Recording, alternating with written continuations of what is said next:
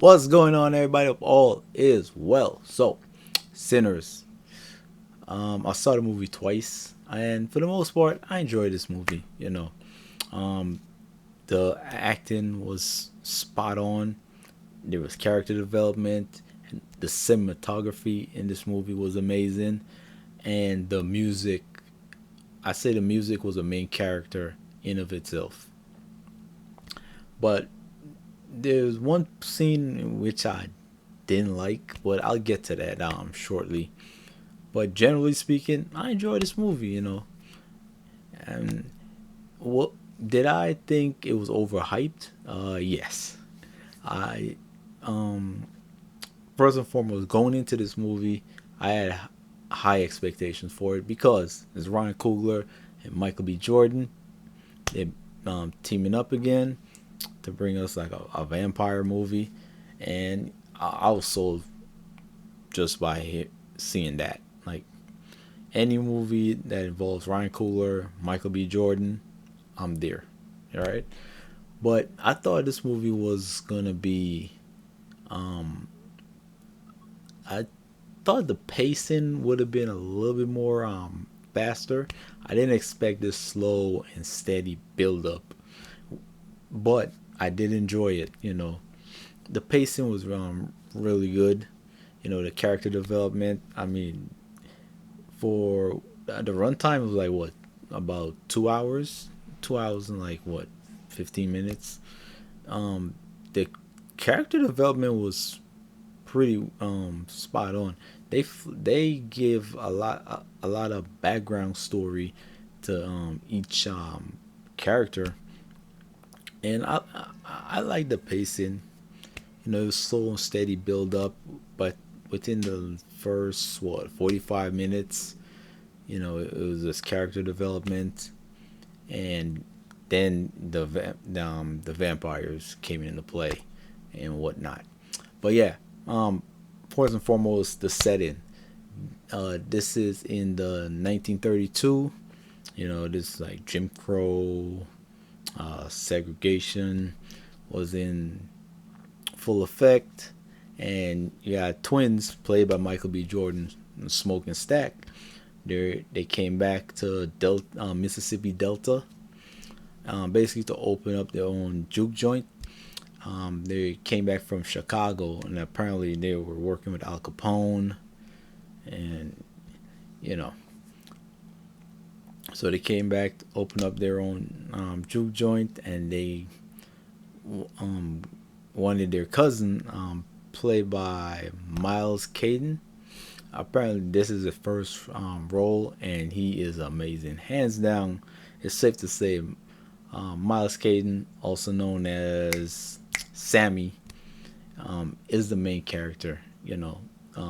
Smoke and Stack, they basically set the stage for Miles Caden to perform at their juke joint, and he's a young, talented musician, loves to play blues, and his father is a pastor, and his father does not want him to play the blues music, and basically the blues music was looked as the devil's music, and his dad warned him, like, son, you keep dancing with the devil, one day he's gonna follow you home. And that was a bar. Like, that's very much relatable, especially it was what's going on in today's economy. That's a bar, you know. And anyway, he went ahead with Smoke and Stack anyways, and they bought the sawmill, an old sawmill from a white guy that later on we found out that he's a clan leader, the new clan leader. And basically they bought the sawmill and the land from him, and that's where they're going to clean it up and turn it into their own juke joint, you know. So, all right, there's a lot of, man, there's a lot of character development in this movie. So, all right, let me go over the love interest in this movie. So, Smoke, his love interest is Annie. Annie, she's more on the spiritual side. She practices hoodoo, and Smoke, he don't believe in those spirits and no ghosts and nothing like that. You know, he just believe in money and power, and that's it. But Andy's more on the spiritual side of things, and apparently they had lost their baby girl, and we seen Smoke came to like a little grave site, and he placed the flowers down, and he lost they lost their daughter, and I don't think they explain how Annie lost her daughter. Like they didn't. I don't think they explained that. Not not to my knowledge. But anyways, Smoke is back in town, and uh, Smoke basically told Annie that you know he's opened up his they're gonna open up their own juke joint, and they want her to fry some fish for the party, and basically she told him we came back from he told her they came back from Chicago. She said, "Oh, we're done with Chicago." And then Annie asked him, "Is Chicago done with you?" Because Annie pretty much know what Smoking Stack is truly about. And anyways, all right. The next love interest is Stack. The twins. Michael B. Jordan plays this double role to perfection. And oh yeah, I don't know how they're able to have both the twins in the same scene, because the one scene when they're waiting to purchase the sawmill from the uh, clan member, Smoke no Stack was rolling up a cigarette, and he passed it to Smoke, and Michael B. Jordan, he's playing a double role. I gotta look into how they shot that scene where they're both in the same shot.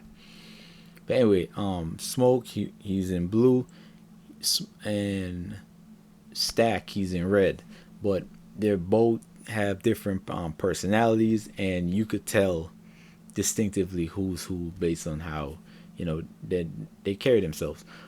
Stack, he's more he's more like easygoing. He's a smooth talker, and Smoke, he's about business. He's about his money, and he likes to get down to business. And anyways, Stack love interest. The Stack love interest is Mary, played by Haley Steinfeld, and apparently she's half black, but she could, from just looking at her, she could pass as white, you know. But anyways, remember back in that timeline is 1932, segregation. So Mary likes, not like love, Mary loves Stack, but they can't be together because But Mary's married. She's married. She got her own house. They got her own house. They got her own farm. But she still loves Stack. But when they met up, when Mary met Stack at the train station, she was mad because she had recently buried her mother, and they didn't show up to the funeral or send flowers. So she's pissed off. At that, and well, Stack told her to f off, but then he was hitting it right, and she thought he loved her, which he does still love Mary, and Mary loves Stack, but Mary's married, but she still loves Stack. Anyways, oh, at the train station we ran in. They went to see Delta Blue. He's a old musician, and basically they told him, you know, you come play at our juke joint tonight. We gonna give you Irish beer, all the Irish beer you could drink, and I think Stack agreed to pay him $40 to perform. So they got Delta Slim and Sammy was also with them at the train station. And while they were performing at the train station, basically to promote the juke joint opening night. Sammy love interest is Pearline, which Pearline also happens to be married, but nevertheless she's still gonna show up to the juke joint, and Sammy is head over heels for Pearline, you know. And Sammy's a fantastic musician, man. You know. All right, and on the way back, I believe they picked up Cornbread. He was working in the fields, and Stack Stack told him, you know, his wife is gonna let him, you know, do a certain thing. When she sees the amount of money he's about to make tonight, so his Cornbread's wife basically told him to go on now, basically go on and make that money. So anyway, there's Cornbread, there's Delta Slim, there's Sammy and Stack. They're heading back to the juke joint, and on the way back, you know, we get a little backstory to like Delta Slim pass, you know, stuff that happens with his friend, and basically he's playing the blues, made a lot of money, but basically end up drinking it away because he's pretty much a drunk at this point in time, you know, but a fantastic musician. All right, so hey, what else? Oh, oh, back when Smoke went into town to get a sign for the juke joint. Um, he went to see his old friend Bo Chow. You know, I did not know Chinese were in the Mississippi Delta. I didn't know that. So that was cool to see. He had Bo Chow and what his wife Grace, and you know, he said he wanted like 100 catfish for the night, and he also negotiated a deal with Grace so they can make a sign, and conveniently the only color they had was red, which I noticed. Obviously, there's a lot of symbolism involved, a lot of symbolism and metaphors in this movie, but conveniently, the only color it had was red. So anyway, she also they agreed to serve food at the juke joint as well. You know, Bo Chow and Grace. All right, and also the way the cinematography in this movie is was incredible. There was a lot of like long single shots, like when Chow told his daughter to go across the street and get her get her mom because Smoke wanted her to make the sign. Yeah. All right. All right. What else? What else? Oh, everybody showed up. They had the party. Not the party. They had the juke joint. Cornbread is basically the bouncer at the door. You know, everybody's inside. You know, Pearline show up. Everybody shows up. Mary shows up, and whatnot. So, um, Delta Blue, he's performing on the piano, he's doing his thing, and this scene, the next scene, is when it was Sammy turn to perform, and obviously, from the beginning, at the very start of the movie, they mentioned that certain musicians have the ability to conjure spirits from the past, present, and future. And Sammy could do exactly that. So he starts singing "I Lied to You," and he's doing this thing. He's hitting his high notes, and the music in this movie is fantastic. And anyway, he's playing his guitar, and and then you see he starts to basically conjure spirits from past, present, and future.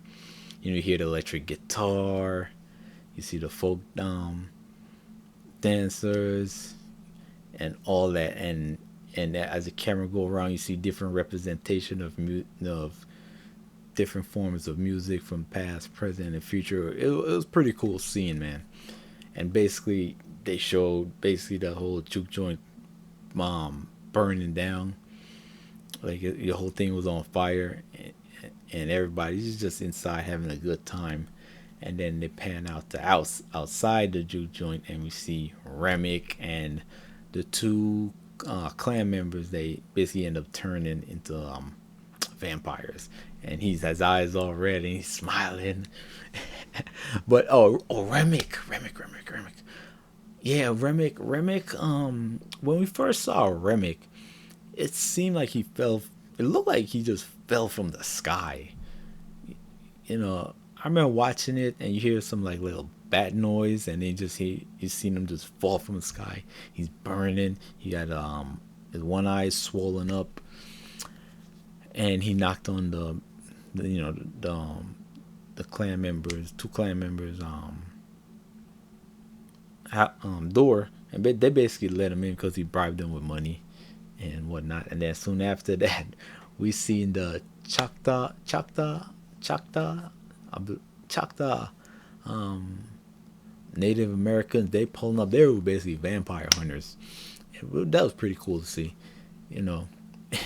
And the wife answered the door, and one of the Choctaw members came up, and he asked if you have we're looking for somebody that's dangerous. He's not who he seems to be, and basically he said, like, God forbid if you let him onto your property.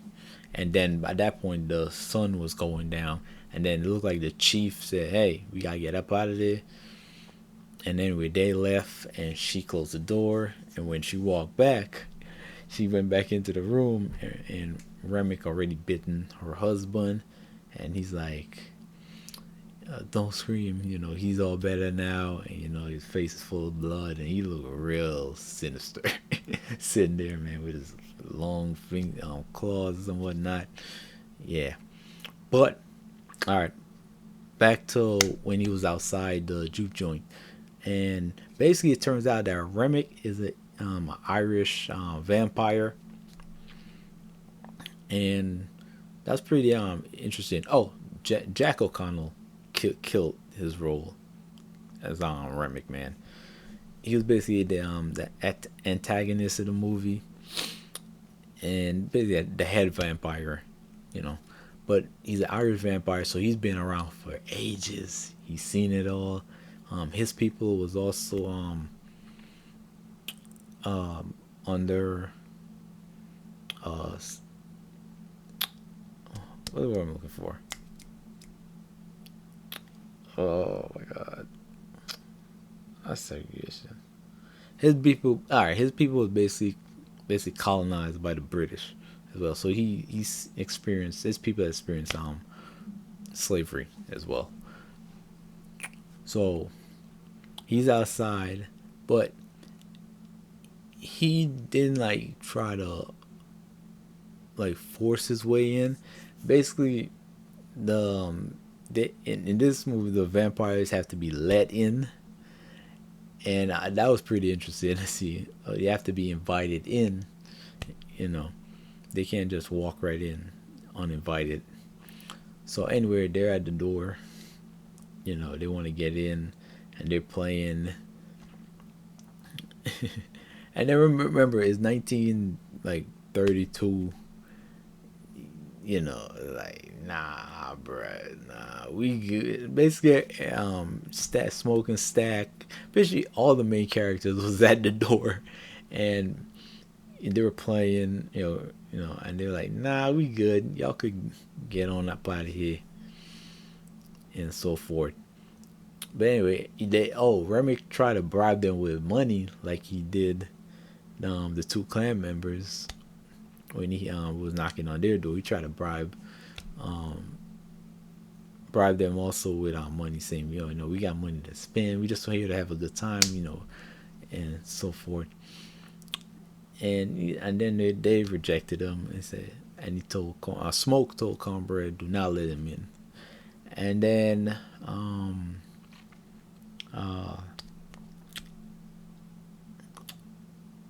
uh, Stack and Mary had a conversation, and basically Stack told her that we're not making a lot of money. We're gonna be on. We're gonna be underwater soon, because um the people that are coming in, they really don't have no money, you know. So so Mary decided to say, you know what, I'm gonna go outside and I'm gonna talk, basically talk to Remick, and I forgot the husband and wife they turned. I forgot their names. But anyway, she said she gonna go outside and talk to them because they said they had some. They said they had some money to spend. So she was gonna go outside and see what's up. Now, at this point, she goes outside, and they're playing, and she told her. I think she was telling them about her mother just passed, and Remick said, I'm sorry I wasn't there to save your mother, but I could save you. And then she said, oh, I don't need saving. And then Remick said, oh, yes, you do. And he started drooling, his eyes is red, and she freaked out on Mary, and she basically turned around and can get back inside, man. you know and that's when you see him like float in the air, and then the camera will cut back to inside, and at that point you already know he had bitten Mary.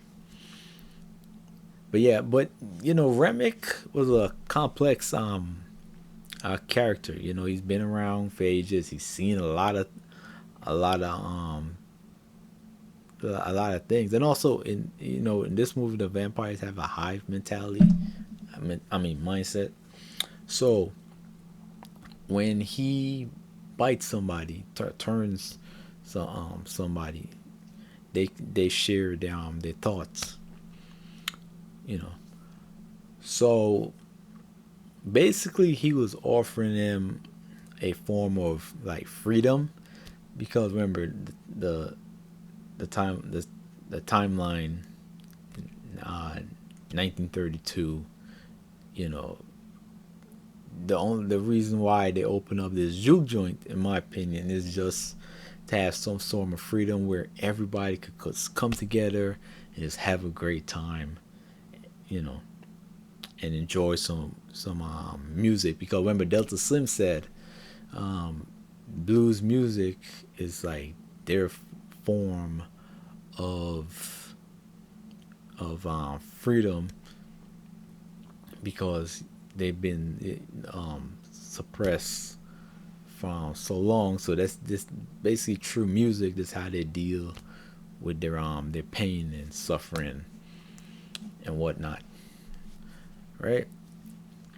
But anyway, Mary went back inside. Oh, Cornbread let her back in, because Mary came back. Was approaching the door, and Cornbread was looking around, and like he didn't remember seeing when she got out, went outside. But then Mary said, "Aren't you gonna let me back in? You're blocking up the way." but she was sitting outside, but he wasn't really blocking the whole way. But then he didn't take nothing from her. So he said, "Come on in." He let her in, man, and that's when she went to Stack, show Stack the coins, and and, and that's when she started kissing Stack, and then and Stack like pulled away because remember Mary is married. And then Mary said, "You scared?" And then Stack said, "Nah, you ain't mine." And then Mary said, "Oh, you can rob trains and banks, but you can't steal this. You know what? For one night." I'm like, at that point, Stack was like, "All right, say less." They went in the back, doing their thing. And anyway, there was a lot. There was a lot of sinning going on in this movie. Obviously, with a name like Sinners. Oh, also, after my Sammy, he played his guitar and whatnot. He went in the back with Pearline, who was also married, and he was eating some ice cream. So let's leave it at that. But yeah, at that point, fight after Stack and Mary, they went into the back to do their thing. A fight broke out because apparently one guy was he had like Mark Dice, and he had cut some other dude with a blade, a razor, and Smoke told Sammy to go get his brother Stack. But Stack and as he was about to go, no, he asks, "Oh, Cornbread." Oh man, I'm all over the place this movie. But anyways, Cornbread stepped outside to take a leak, so he let Delta Slim watch the door.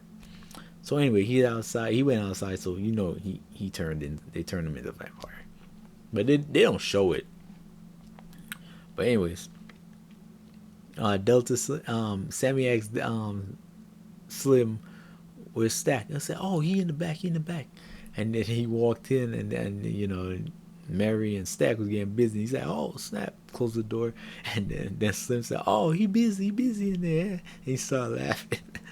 So that part was pretty funny. Oh, and I must say, the comedy in this movie, it's not forced. It just like roll off the tongue, funny.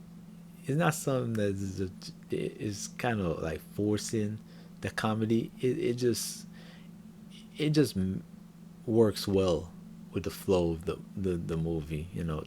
There was some comedic relief in this movie, and that was pretty funny. All right. Anyways, so Sammy went back to tell Smoke,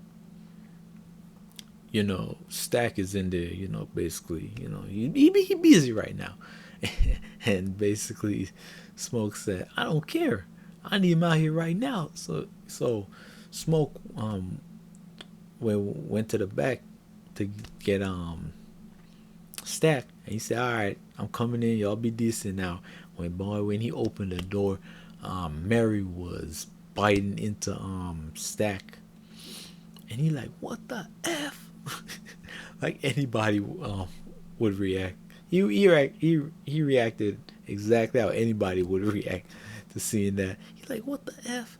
And then Mary get up. So, "Oh, Smoke is not what it seems." And they pulled out his two pistols and bah, bah, bah, he shot up Mary.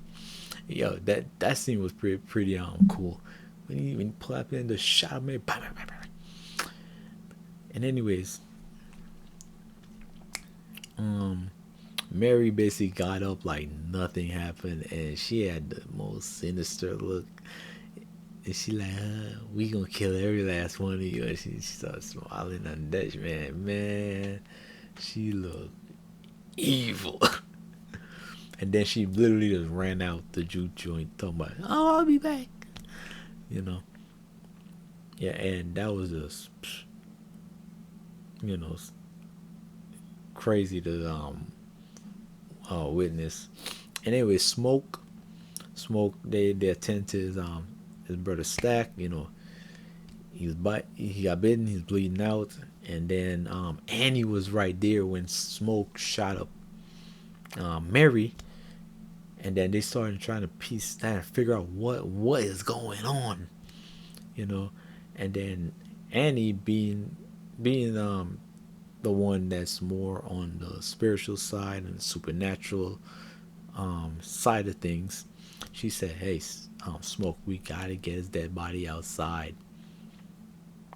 And he said, "No, he's not going anywhere." So they locked him in there, and they locked him in there, and then he started hearing like, then he started to knock on the door, and he's like, "Stack, is that you?" And it was just freaking everybody out because he just we thought he just died, he just bled out, and now he's knocking on the door. Man, that gotta be trippy to see somebody that just bled out, and next thing you know they're knocking on the door, they're talking like normal. So it's like, yeah, man, it's Stack. Hey, let me out of here. And then Andy told Smoke like, that's not your brother. And anyway, he broke down the door, and he broke down the door, and then Annie went, and I think she threw some I don't know, holy water or pickle juice or something she threw on him, and it burned him, and he ran outside as well. And then she started telling everybody they're vampires. So anyways, oh, after the whole scene when Smoke shot up Mary, you know, then Delta Slim went outside because everybody was like heard the gunshots and came to see what was happening. And Delta Slim said, "Hey man, party over. Everybody go out. Everybody gotta go." And everybody just left, including Bo Chow, which is Grace's husband, because he was going to get the car because Grace said, "All right, we gotta go. We just came here to serve the food. This got nothing to do with us." Anyway, Bo Chow and everybody else went outside. Obviously, they got turned into vampires, but they don't show people getting like bitten or whatnot. You just know that as soon as you step outside, you're turned into a vampire. So anyway, then um, Remick Remick basically came to the door and started talking to them, and now Remick is like, "Hey." Basically, Remick came for Sammy because, like I said, Sammy has the ability to pierce through the veils and conjure spirits. And basically, Remick wants Sammy. He wants his ability to pierce the veils and conjure spirits um, from his ancestry because he wants to see his ancestors.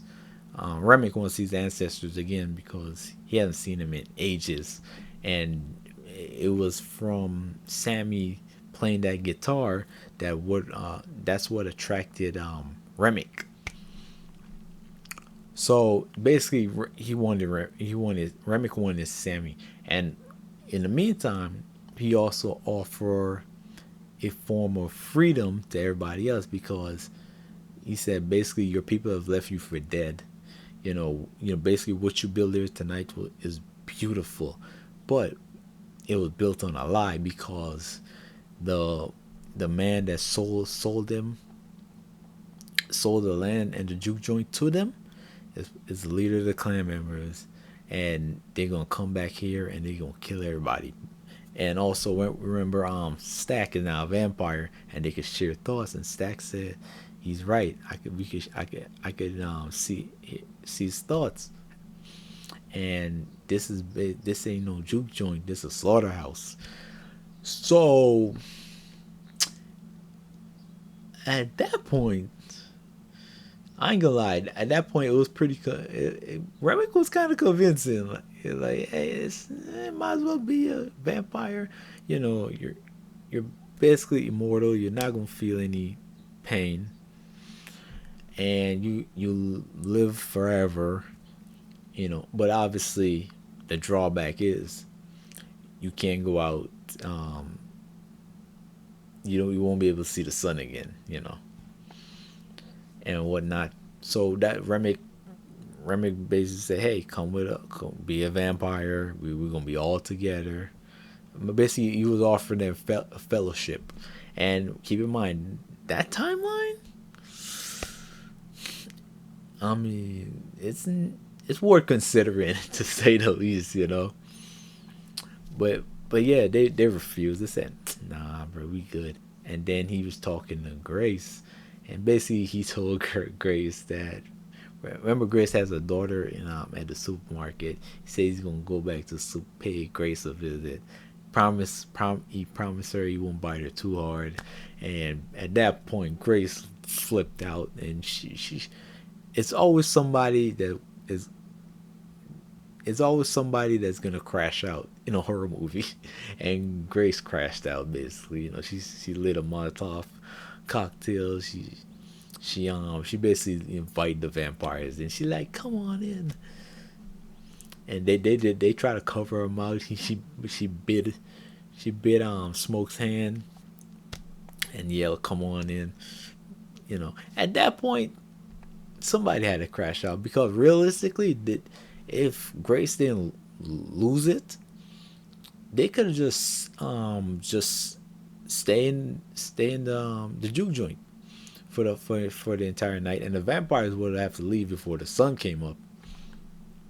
But remember, when the sun comes up, the clan members would have came and just killed everybody. So, you know, maybe it's a good thing that Grace ended up crashing out. You know, but anyways, regardless, the vampires came in, and this is a scene in which I didn't like, because that juke joint was packed. Everybody got turned into a vampire. Oh, before then, um, Remick and the other vampires, they were dancing to Rocky Road to Dublin, which was fantastic. I mean, that scene was awesome as well. With the cinematography, and you see Remick dancing, and you just see like the blur of the vampires in the back, and they're dancing, and see their red eyes moving. That was pretty cool. You know, it's a pretty cool scene. Anyways, yeah, back to when the vampires came into the juke joint. They could have realistically, they could have easily overwhelmed everybody in there, because pretty much it was just the main characters in there. It was just the main characters left in there. They could easily overwhelm them, but I'll let that slide, because until that point, it was a slow burn. The character development, it wasn't boring. It was very intriguing. You know, and the music was on point the entire movie. So I kind of overlooked that aspect, but I didn't like the vampire scene. You know. Anyways, oh, and Delta Slim, I thought he was gonna go out like in a blaze of glory. I didn't like the way he went out. Oh, Grace literally went out in a blaze of glory. She went out on fire while stabbing her husband in the heart. Yeah, that seeing her go out like that, it was pretty cool. But yeah, Delta Slim, I think he should have gotten like a better way, um a better way out. You know, I think he should have done some um I think he should have went out in a better way in which he did. But yeah, but nevertheless, and Annie ended up getting bitten. She told Smoke that you gotta kill me, because we have our daughter basically on the other side waiting for us. So, Smoke killed Annie after she turned. Pearline got bitten, and oh, when they went out, when Sammy went out, went through the back, and Remick was chasing after him, and then Smoke was fighting his brother Stack. And the Smoke and Stack fight was pretty good. Everything else about the vampire fight scene is like eh.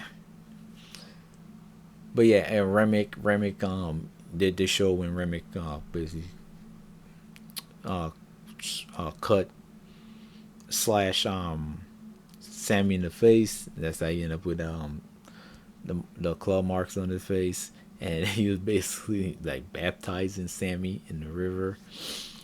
And then Sammy just started reciting the Lord's Prayer, and Remick um, started reciting the exact same prayer, word for word. And remember, he was also had Christianity forced upon him by the Brits, so he knows the Lord's Prayer, and he was just reciting it word for word. And anyway, then oh, they showed basically Stack and Smoke. They're basically fighting back and forth, and then Stack. It looked like Smoke was about to kill his brother. Then it cuts it outside with Remick and Sammy, and Sammy basically smashed the guitar, smashed the guitar into Remick's head, and then Smoke stabs Remick, and then Remick started burning, and the sun came up and started burning all the vampires, and Remick went out. The way Remick went out was awesome with that like fiery tornado. That was pretty cool. The way he went out, but yeah, the ending was the after that scene. Basically, the sun came up, and Smoke basically told Sammy to basically go home and bury the guitar, and Sammy had like a piece of it, was holding it tight, and that's where the movie started with Sammy coming home. But no, he was driving to the church, and he went inside, and he got claw marks on his face. He got piece of the guitar in his hand, and basically his father, the pastor, told him to drop the guitar. Sammy give up on the blues, playing the blues, and Sammy basically said nah, and he drove off and seen him driving off into town. In the next shot, driving off into town with a piece of guitar to his chest, and he's just driving out of town, man. So he was determined to play the blues, continue to play blues, because that was his way out, Because what else he's gonna do in that time period? Go back to the field, And also, he's very talented as well. But yeah, oh, when they showed Smoke was like he's struggling to like roll up. Oh no! Before that, the clan members pull up to the juke joint, and they try to open the front door, but the door was open, and that's when Smoke ambushed them, and he just mowed them down with the Tommy gun, and that was pretty awesome to see. To be honest, I think that's the second best scene in the movie. The first scene, in my opinion, was when Sammy was playing the guitar, and that whole juke joint scene when he was conjuring the spirits. Yeah, that was pretty cool. And then third, I'll say was Remick outside dancing to Rocky Road to Dublin.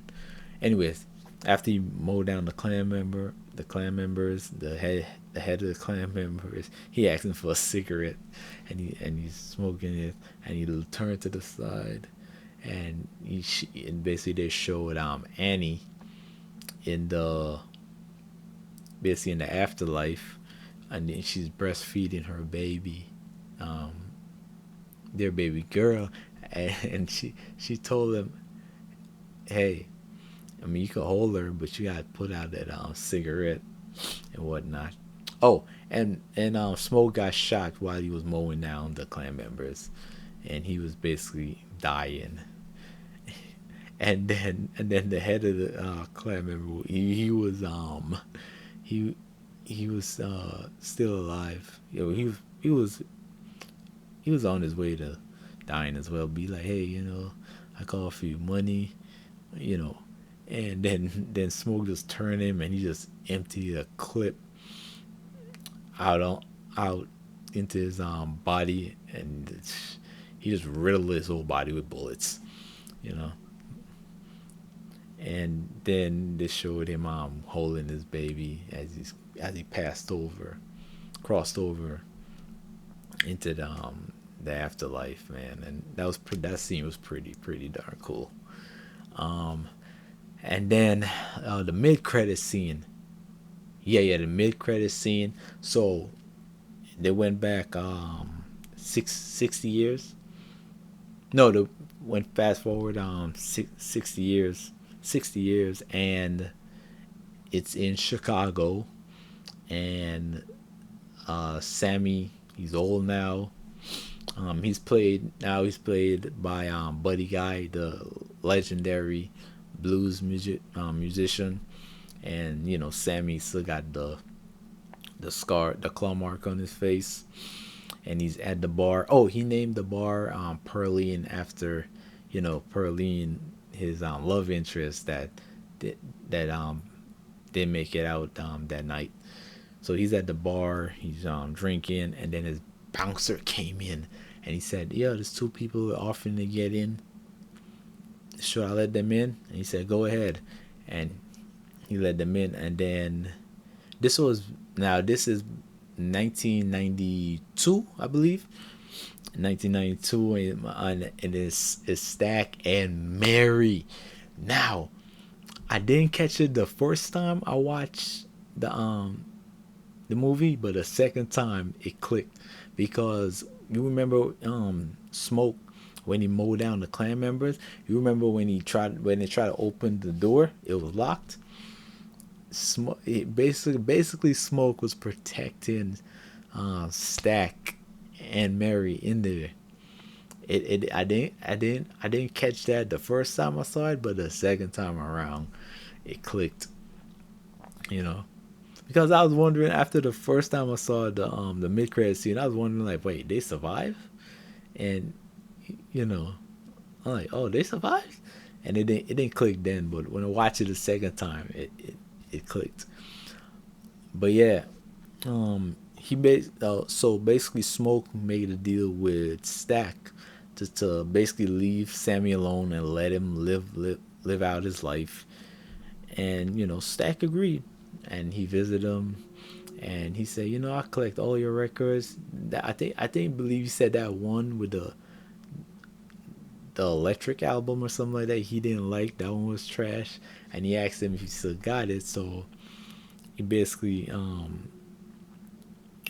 showed him basically a similar guitar to the one that he smashed Remick in the head with, and he was playing the song, and they show a little montage of them, like when they were driving to the train station, and when Stack first heard Sammy play the guitar, he was surprised, and that was pretty awesome to see. And then Sammy asked them, no, Stack basically smelled them and said, it's not long. I mean, I could change that. Basically, he's offering the tournament of vampires so you could continue to play the blues. And Sammy said, "Nah, I had enough. I seen enough of this oral, you know." And then Sammy asked him, for before everything went down. It was the best night of his life, and he asked Stack if he felt the same way, and Stack said yeah, because that was the last time I saw my brother before the sun set. And yeah, that mid credit scene was pretty awesome. And Haley Steinfeld was looking good as usual, you know. Oh, when Stack got up, they had a mirror, and obviously Stack is a vampire. You can't see his reflection, but you couldn't see Sammy's reflection as well. So I don't. That part is kind of confusing because I don't get it. Is it because for the throughout the years he's been playing the blues music, he keep losing a piece of himself every single time he plays the the music? Cause that part I don't quite get. I gotta look that up. Yeah, because he didn't get turned into a vampire. Yeah, that part is kind of confusing um, um, for me. Or at some point, did he sell his soul to the devil? I don't know. And then the next the final ending credit scene, they showed him back in the church, and he's playing this little light of mine. He's playing this little light of mine. I'm gonna let it shine. And look up, but they didn't show who he looked up. Who was he who was there when he looked up? They just show him looked up and it ended. So this movie is there's a lot of symbolism. You know, it touched on multiple religions. And this movie is one of those movies where it sparked a lot of conversation. So everybody's going to have their own opinion and interpret every scene differently. And I mean, everybody and their grandma did a review on this movie. It's cool to see cool to see other people's perspective and their take on a movie like this. And I like movies that make you like think even after you finish watching it. You know, so overall, I enjoy this movie. In my opinion, this is a solid 8 out of 10. Was it overhyped? Absolutely. I did not like that the vampire fighting scene. I think it was a bit rushed, but for the most part, I thoroughly enjoyed this movie. Oh, and um, Mary and Stack, you know, remember they couldn't be together when they were humans, so now they're vampires. They could literally be together forever. And also with Smoke and Annie, basically um, basically got back together with their daughter in the afterlife. So for both Smoke and Stack, they wound up being with their loved ones, you know. So yeah, but overall, listen, I thoroughly like this movie, man. And also, Ryan Coogler, he basically made cut a deal with Warner Brothers. So after I believe 25 years, he's gonna outright he's Warner Brothers gonna turn over ownership of the movie to Ryan Coogler. So after 25 years, he is gonna outright own the movie, which is pretty cool. Pretty cool to see. And also, a lot of people making a big deal about it. But I saw in an interview, Ryan Coogler said this happens all the time. I don't know why people is making a big fuss about it. I mean, I think we know why. But anyway, nevertheless, like I said, I thoroughly enjoyed this movie. It was it was pretty good in my opinion. And oh, Michael B. Jordan is not overrated actor. I think he's a very good actor. I think he's gonna continue to get better and better. And yeah, but overall, like I said, I give it an 8 out of 10. With that being said, thank you guys for watching. Like, comment, subscribe, all that good stuff. And until next time, you guys be safe. All right, peace.